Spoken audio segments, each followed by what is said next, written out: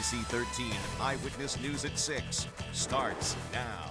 Two teenagers are locked up tonight after a judge set their bond for shooting and killing their mother's boyfriend in Fort Bend County. And good evening, friends. I'm Dave Ward. And I'm Gina Gaston. This happened yesterday after those teens got into a fight with a man in the Mission Bend area. Eyewitness News reporter Pooja Lodia is live at the Fort Bend County Jail with more on the suspects and the victim's criminal record. Pooja? Dave and Gina, today a judge set each of their bonds at $150,000. Neighbors say they tried to hide from authorities. They're supposed to be in high school, but months after dropping out, 17-year-old Darlisha Johnson and her brother, 19-year-old Laveris Harris, are facing a magistrate accused of murder. Their 16-year-old brother is in a juvenile detention center. Well, they tried to go in somewhere, to hide. And the mom said, no, don't go nowhere, just stay here. Investigators say it started as an argument. This man, 40-year-old Bennett White, was dating their mother. Just before noon, neighbors heard arguing, and at least one of the kids ran out of the house. The kids went out asking for help. Soon afterward, neighbors heard 3 gunshots. White was dead on the front porch. The motive just being that they're juveniles, they're disagreeing with an adult in the house, which is, cohabitating with a parent. There was bladed weapons, and then there was a handgun also recovered, but I can't identify the weapons. White was convicted of aggravated robbery back in 2000 and criminal mischief in 2015. He had only moved in about a month ago. They've always been pretty peaceful, real to themselves. And both of those teens today asked for court-appointed attorneys. Reporting live at the Fort Bend County Jail, Pooja Lodia at 13, Eyewitness News. A devastated family is now planning the funeral for a little boy who was run over outside a daycare in northeast Harris County. We've learned the person who picked up that little boy was not authorized to do so. This tragedy happened at the KD Learning Center on Uvalde near Wallaceville Road. Eyewitness News reporter Maya Shea is there live with the investigation into that daycare. Maya? Yeah, it is such a sad situation. You can still see the remnants of what happened yesterday. This is boarded up from damage when the vehicle struck it. Behind it, there is a growing memorial for the little boy. And tonight, the family would like some answers. They come one by one with tears in their eyes, saying goodbye to a boy they didn't even know.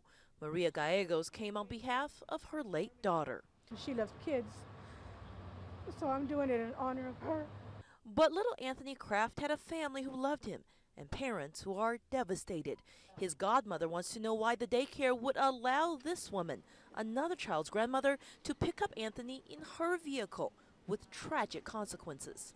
You send your children to school, you think they're safe, but you come to find out they're not safe because that's a stranger, complete stranger that's have access to your child. And then you didn't even make sure that the child was in the car. Amber Mallett says the woman driving was not authorized by the family to pick up the child. State regulations require daycares to provide all parents with an authorization form. Whether those guidelines were followed will now be a key part of the state's investigation. To know that he's not here because of somebody's wrongdoing, it's just crazy. The owner of the daycare was nowhere to be found today. A state investigation could take up to a month. But first, a family is getting ready to say goodbye to a little boy. It's just hard, because I keep crying, and I'm trying not to cry, but it's a little person that's going. And all day long, we've seen people come by leaving mementos and stuffed animals for this little boy. By the way, the family is planning a funeral that is tentatively scheduled for Saturday. The state investigation could last up to a month. We're live in northeast Harris County. Maya Shea, 13, Eyewitness News. All right, just heartbreaking. Thank you, Maya. Well, imagine moving hundreds of miles with your family for a new job only to find out that your new rental home was a scam. That's what happened to a couple who was moving from Bloomington, Illinois to Conroe. Eyewitness News reporter Steve Campion is live in Conroe with what's next for that family. Steve? Gina, tonight this family wanted to celebrate a big homecoming in this neighborhood. After all, they had walked through this front door, they'd gotten a key out of this box and toured this property. But tonight they are learning a tough lesson in online scams. Off the North Freeway inside Motel Room 119, the Fisher-Lambert family of 5 finally made it back to Texas, now with nowhere to go. Come Tuesday, I don't know what's gonna happen. Through tears, Nancy Lambert tells us she searched for a home online in Illinois and came across this dream property off LaSalle Branch in Conroe. We flew down here that Monday. Everything seemed fine. Ended up getting the key from the house, went in, looked at the house. Everything looked great. The couple says the so-called landlord gave them the 4-digit code to this box, allowing them to unlock the door and take a look inside the home last week. The two loved the place and sent $1,150 in deposits, despite never meeting the man. We were dumb enough to send him MoneyGrams. Lambert showed us the signed lease. The landlord's name doesn't coincide with court records. The house belongs to a big rental company and was just leased to someone else. Online, though, you can still find it listed with number after number to call. We never thought this would happen to us. With kids to feed, cats to care for, and less than $200 left, these Texans don't know what's next. We just need someone to take that leap of faith and trust us. As soon as we start working, we'll be able to maintain a rent. And after that 24-hour drive, they showed up here only to find that the locks had been changed. They say they lost about $6,000 in total here. And in order for you to prevent yourself becoming a victim, you should check court records. You also should not send things via MoneyGrams. Reporting live in Montgomery County, Steve Campion, 13 Eyewitness News. There are new details in the deadly terror attacks in Belgium. Authorities say one of the suicide bombers at the Brussels airport helped make the bombs used in the Paris attacks last year. Also, Turkish authorities say they caught one of the bombers trying to enter Syria last summer. Turkey says it deported the man to the Netherlands and warned Belgium that he was a foreign terrorist fighter. However, Belgium authorities apparently could not establish any ties to extremism. Well, yesterday's attack prompted GOP presidential candidate Ted Cruz to call for law enforcement to secure and patrol Muslim neighborhoods. Well, New York City had a similar program after the 9/11 attacks. It was called the Demographics Unit. An Associated Press report in 2012 showed that the program failed. It never led to another arrest. More than 3 million Muslims live in the U.S., with the highest concentrations in Minneapolis and outside of Detroit in the city of Dearborn. Eyewitness News reporter Caitlin McCulley joining us live with local reaction and what the Cruz campaign is saying tonight. Caitlin? Dave, Cruz defending the statement he made to ABC News. Meanwhile, the Muslim community here in the Houston area finds his idea to patrol Muslim neighborhoods very hurtful. To be forgiving, to be loving of people. For Dr. Bilal Rana, his Muslim faith is essential to who he is. I'm an anesthesiologist. I'm a doctor, correct? I work in the medical center, and I've lived in Texas my whole life, essentially. He's also the president of a national Muslim youth organization, helping to build character and keep children from becoming radicalized. When the media asks where are the moderate and peaceful Muslims, we're shouting at the top of our lungs. Rana tells me Ted Cruz's idea to patrol and secure Muslim neighborhoods is the kind of talk that drives young American Muslims further away. So if you send a sort of intimidating message, a condescending message to them, you're hurting their feelings. Not only that, but you're hurting yourself.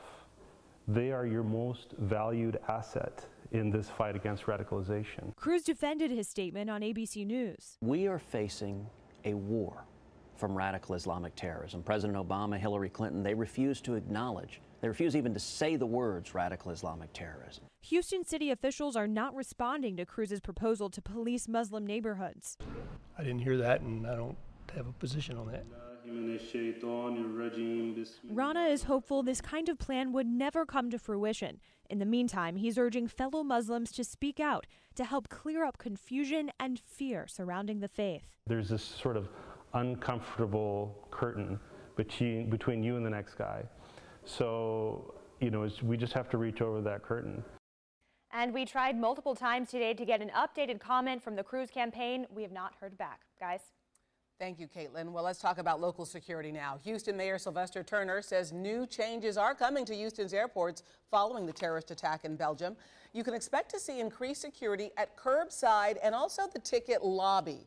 Also, police will be enforcing drop and go curbside use, and that means there will be no standing and waiting of vehicles at the terminals anymore. Instead, you must drop off people and then keep it moving.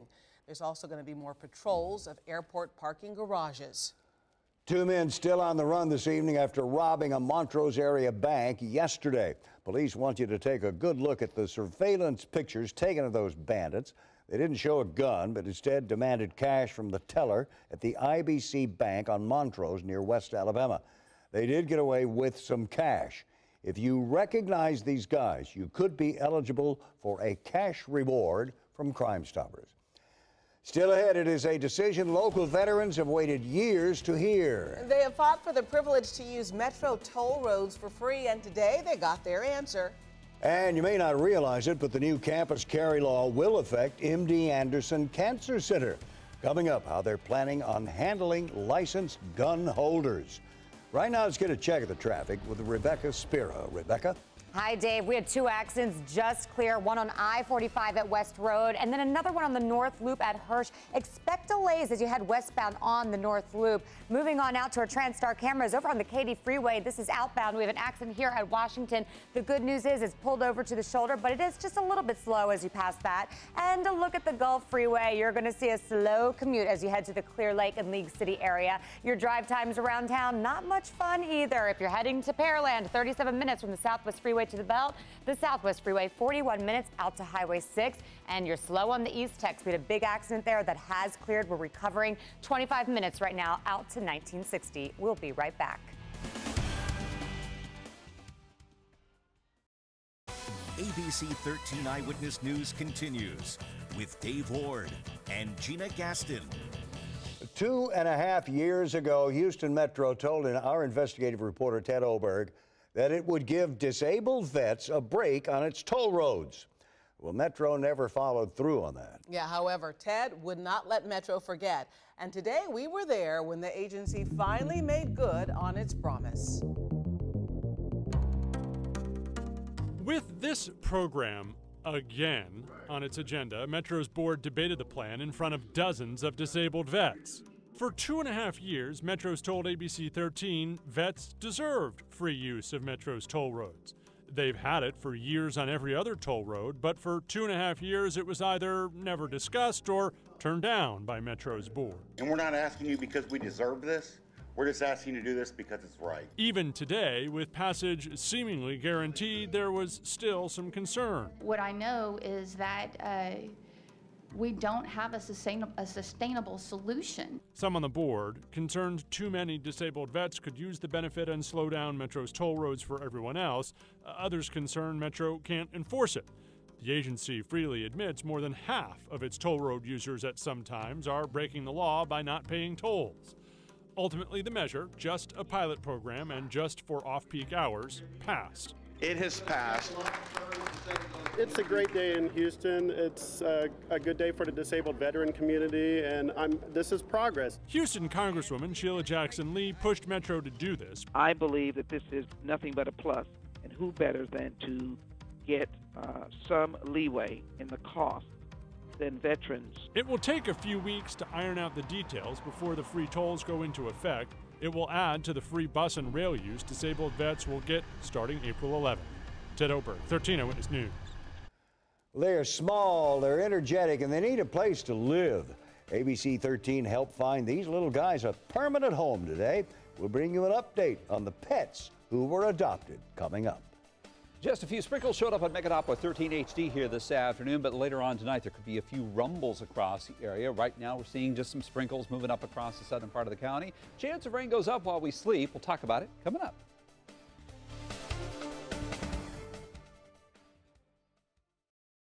Now, AccuWeather with 13 Eyewitness News Chief Meteorologist Tim Heller. Well, it may be spring here, but it's still winter up in the Midwest. Yeah, and they have a system that we'll be dealing with eventually, huh? Yeah, we're going to get the rain out of this, but in the northern part of the country where they're on the other side of the colder air, they're going to get a whole lot of snow. Matter of fact, they've been getting the snow for a good part of the day. This is what it looks like now in Denver, where hundreds of flights have been canceled at the airport. Today, it has been all about the snow. Blizzard warnings in effect there. Not only is the snow heavy, but the winds are blowing strong enough that the visibility is down to less than a quarter of a mile. And that'll be the case for most of tonight as well. Take a look at the radar here across Colorado. You can see the persistent snows up across the Denver area, although it's starting to let up just a little bit. Far northeastern corner of Colorado, up across parts of Nebraska, still getting the heavy snow there. And if you put it all together, from what fell today through the evening and hours tonight through tomorrow, we've got this swath of heavy snow that'll be covering much of the northern half of the U.S. We've got 6 to 12 inches of snow in central and southern parts of Minnesota, across Wisconsin. Green Bay looking at maybe a foot of snow here in the next couple of days. Well, around here, just rather spring-like sprinkles showing up on the radar right now. Megadoppler 13 HD is not showing anything heavy. You can see a couple of drops of light rain across Fort Bend County, Brazoria County, up across eastern Harris County there.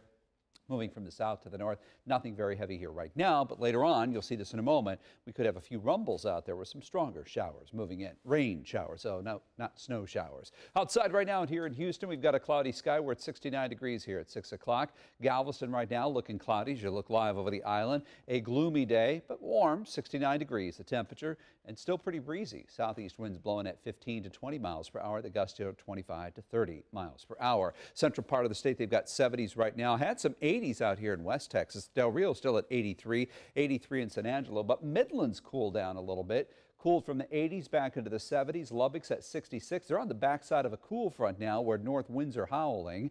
A dry line up in the northern part of the state initially will kick off some heavy showers overnight, followed by the cool front, which will reach us by first thing tomorrow morning. So we'll start off the day very early with the south wind, and then the northwest winds will blow in here.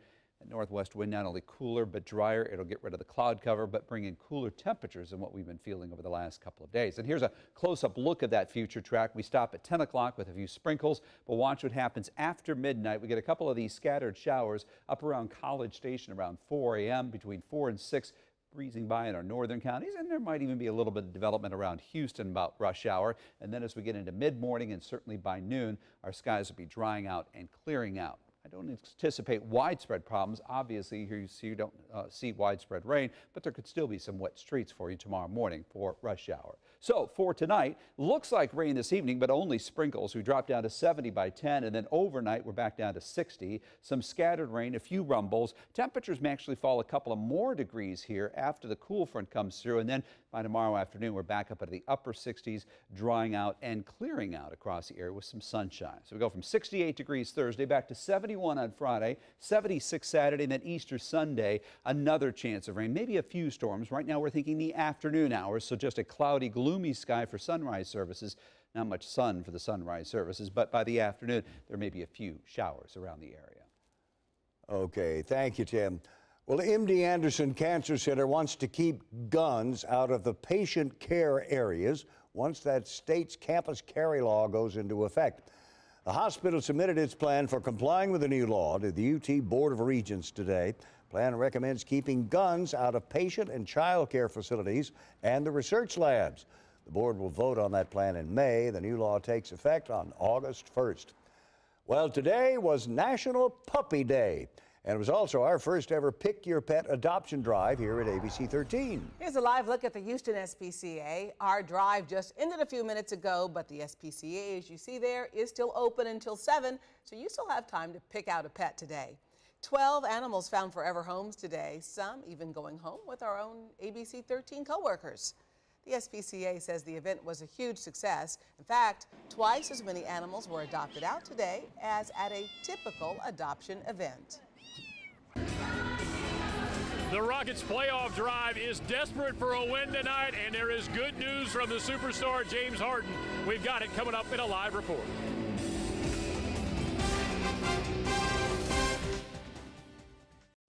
Well, it's a big game tonight at Toyota Center. The Rockets are hosting the Jazz. Yes, Sports Director Greg Bailey joining us now live at the center with what's at stake in tonight's showdown as the playoffs loom, Greg.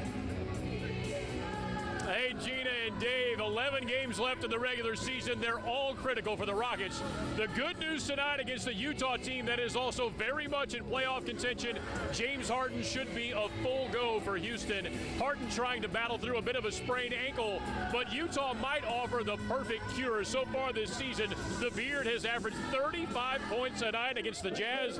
Head coach J.B. Biggerstaff told us just a few minutes ago, sure, the Rockets need Harden tonight, but they'll need more than that to beat Utah. We just have to take care of business. We have to do those small things. We have to win the 50-50 balls. You know, we can't let them kill us on the offensive glass.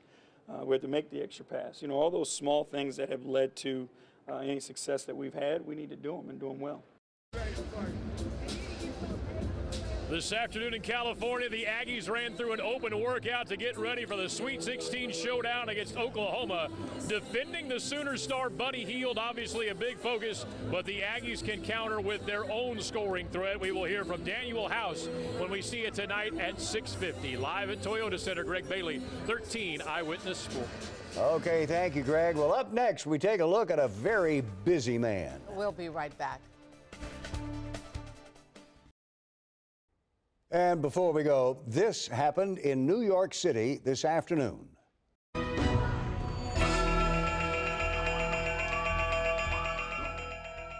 That is Houston billionaire businessman Tillman Fertitta ringing the bell to close the NASDAQ Stock Exchange today. Fertitta owns the Landry's restaurants, the Golden Nugget casinos, and hotels all over the United States. Just last night, his new TV show premiered on CNBC. Called Billionaire Buyer, it shows him considering investments in a number of different products and services.